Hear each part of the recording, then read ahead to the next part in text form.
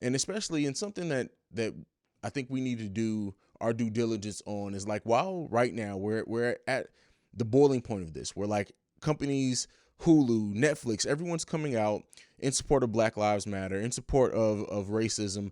And I think even in this time, we need to discern the companies that have been doing this for a while, who have been putting their money behind it, who have been supporting causes, and the ones that, now that they see that shit is at an all-time high, want to make sure that they can stay away from it negatively affecting them.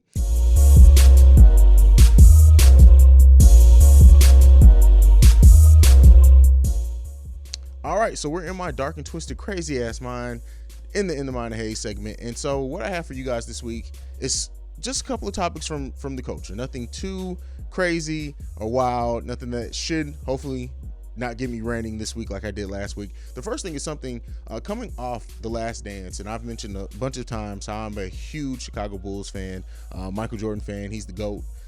There's no question about that to me. But something that has always been kind of missing, I don't really want to say missing from his resume, but something that Jordan has always really stayed out of is a lot of social issues. Social issues and politics, you don't hear very much from Jordan on. It's part of the reason why when he says Republicans buy tennis shoes too, that's been a quote that's stuck around for like 30 years, because he really doesn't comment much on stuff like this. Well, he has come away from that in a very, very big way. And I think this highlights the fact of just currently everybody's kind of fed up. Everybody's fed up with the loss of Black lives, and just everything that's going on. Well, the Jordan brand is putting the money where Jordan's mouth is. In this case, they are donating $100 million to issues with Black lives and social issues. So the official quote, and I'll read the official statement that the Jordan brand came out with, is Jordan brand is more than one man. It's always been a family. We represent a proud family that has overcome obstacles, fought against discrimination in communities worldwide, and that works every day to erase the stain of racism and the damage of injustice. The will, the work, the excellence the world has come to know is a result of one generation after another pouring their dreams into the next. It's 2020, and our family now includes anyone who aspires to our way of life. Yet, as much as things have changed, the worst remains the same. Black Lives Matters. This isn't a controversial statement. Until the ingrained racism that allows our country's institution to fail is completely eradicated, we will remain committed to protecting and improving the lives of Black people. Now, this is as soon as, like, and Jordan has had a quote himself, but this is the official statement from the brand. Now, as far as this recording, there has not been, they have not stated exactly what causes or companies are going to be donating the $100 million to, but it's huge to have Jordan putting his name behind it. And I'm one as well, and shout out to Rhonda Mary, one of my favorite creatives and YouTubers, who has been pushing this thing so long that celebrities are not role models. Entertainers are not role models, I think, is the exact way. And it's true. But at the same time, while you shouldn't model your life after what your favorite celebrity, what your favorite entertainer, what your favorite actor does, and shouldn't look to them necessarily to bail us out, it's great when people are putting their money and the attention that their brand gets behind causes like this. And especially in something that I think we need to do our due diligence on is like, while right now we're at the boiling point of this, where like companies, Hulu, Netflix, everyone's coming out in support of Black Lives Matter, in support of racism. And I think even in this time, we need to discern the companies that have been doing this for a while, who have been putting their money behind it, who have been supporting causes, and the ones that, now that they see that shit is at an all-time high, want to make sure that they can stay away from it negatively affecting them. But in cases like this is something that I wanted to take time out to talk about and mention, because it's powerful. And when you have someone like Jordan, who people do look up to, whether right or wrong, that's a completely different conversation. And you guys know where I feel about it. Whether it's right or wrong for people to look up to celebrities the way that they do, the fact of the matter is they're going to do it. So we can argue whether it's right or wrong all day long, but the fact is people are going to do it regardless of if it's right or wrong or not. So it's good that when we do have celebrities and companies that people do look up to that are putting their money and their fame behind stuff like this and putting a voice to it. So that I wanted to mention that, like I said, especially because Jordan has been someone who hasn't been very outspoken. That's one thing that I have always given LeBron over Jordan, and it's wrong to compare them, especially in a case like this. But LeBron's activism has been there since damn near day one. And so it's not that it makes it better or worse. I'm not going to say all that, but it's just good that we actually that we do have Jordan and his brand supporting the cause and supporting things like that that's going forward. So we're going to come off that. The next topic that we have to get into is Roger Goodell. And it's funny because the NFL, like, if we look at like the recent timeline of events, right, things that have really kind of contributed to people just being fed up now, one of the major things of that is Colin Kaepernick and kneeling, and then what happened to him and what the NFL did to him after the fact, how the NFL didn't support it, how the NFL banned certain things and spoke out against certain things, and Kaepernick was kind of blackballed from the NFL for years because of it. And now we have this statement. We're going to get into the statement. I'm going to play it right now. It has been a difficult time for our country, in particular, Black people in our country. First, my condolences to the families of George Floyd, Breonna Taylor, Ahmaud Arbery, and all the families who have endured police brutality. We, the National Football League, condemn racism and the systematic oppression of Black people. We, the National Football League, admit we were wrong for not listening to NFL players earlier and encourage all to speak out and peacefully protest. We, the National Football League, believe Black lives matter. I personally protest with you and want to be part of the much needed change in this country. Without Black players, there would be no National Football League. And the protests around the country are emblematic of the centuries of silence, inequality, and oppression of Black players, coaches, fans, and staff. We are listening. I am listening. And I will be reaching out to players who have raised their voices and others on how we can improve and go forward for a better and more united NFL family.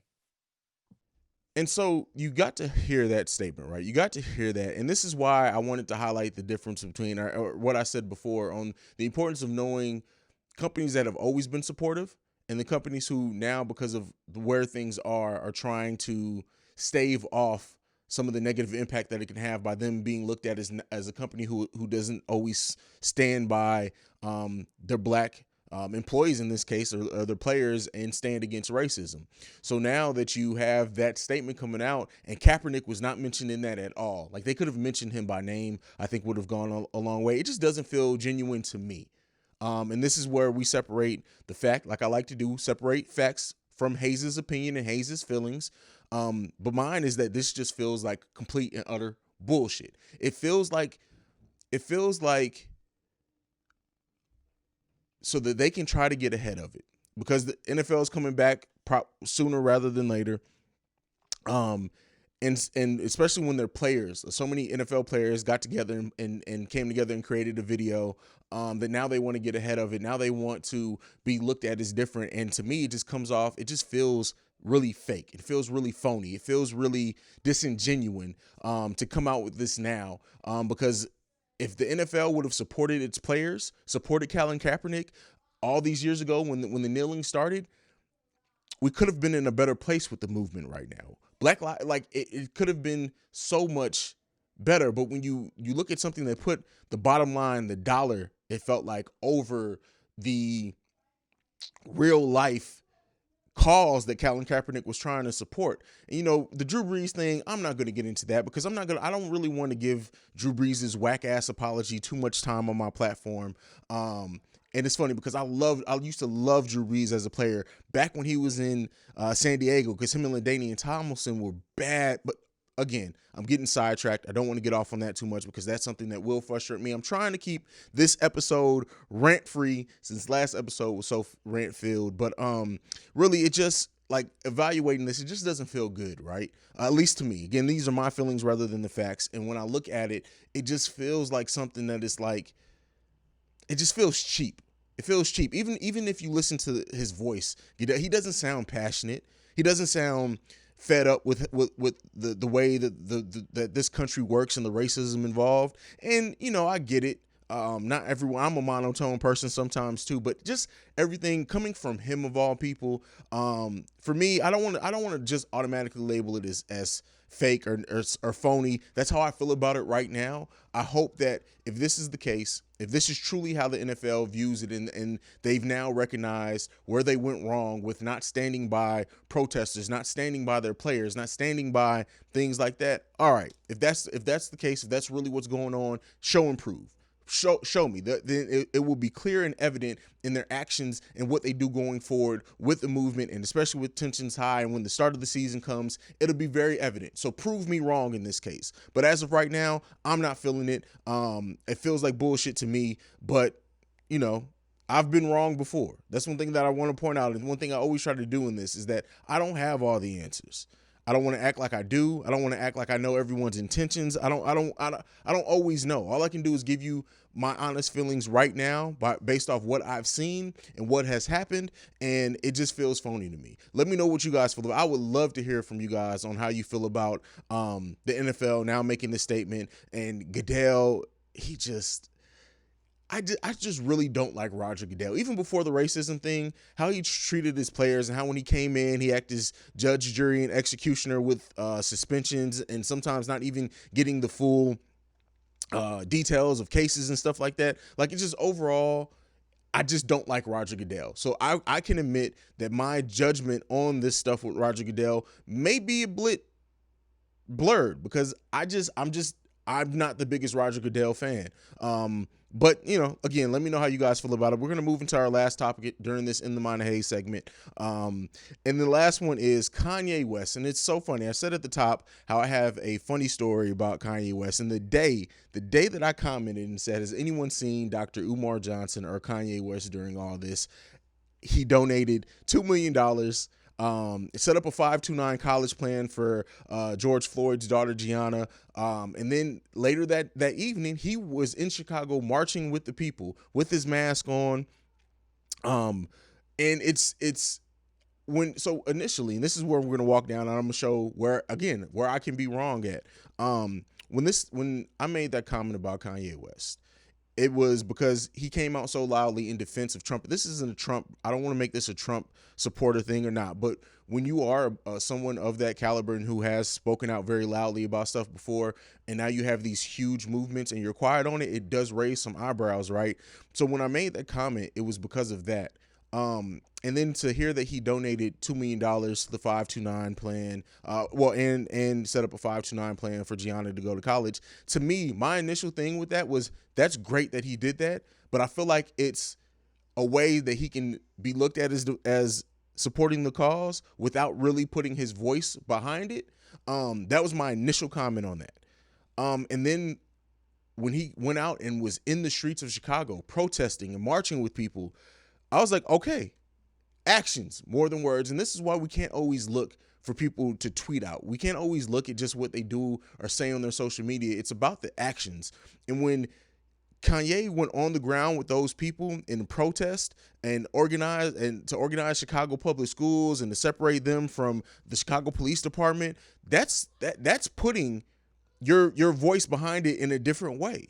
Now, if that continues, and some people will still see this because Kanye was close to being canceled to some people. And I can understand that. I can understand why some people still will look at this and kind of not really believe it with Kanye or not. But as of right now, my feelings on it are, I'm happy as hell that he did it. I'm happy as hell that Kanye has stood out, because, again, to go back to what we talked about before, whether it's right or it's wrong, people are going to look up to celebrities. And Kanye's been someone who has been looked at as letting us down. So in this case, he's shown up. Again, I'd love to hear how you guys feel about it. For those who have basically said that canceled Kanye, or they weren't listening to Kanye music, did this do anything for you guys? Did this kind of change your opinion on Kanye? Not saying that it necessarily changed it, did a complete 180. Now you're completely back in support of Kanye, but does this make you say to yourself, all right, now Let's give him another chance. Let's see what he's gonna do going forward. Does it make you feel that way? That's kind of where I am right now. I'm not back fully on board with Kanye. I still Kanye's first 3 albums are gonna stay in rotation in my life forever. But I'm not fully back in support. But I will say that now I want to see what he continues to do, because he has a chance to kind of, I don't want to say win me back because it's not that serious, but I'm just happy to see the brother showing up and doing some stuff outside of that. So that's it. During the In the Mind of Haize segment, we're going to get into now the Cookie Chronicles. So before we get into that, you're going to hear an ad from another podcast. This time it's actually not a Bricks Media podcast, so be on the lookout for that. And then we're going to get into the Cookie Chronicles. I'll catch you guys on the other side of that. This has been a presentation of the Breaks Media.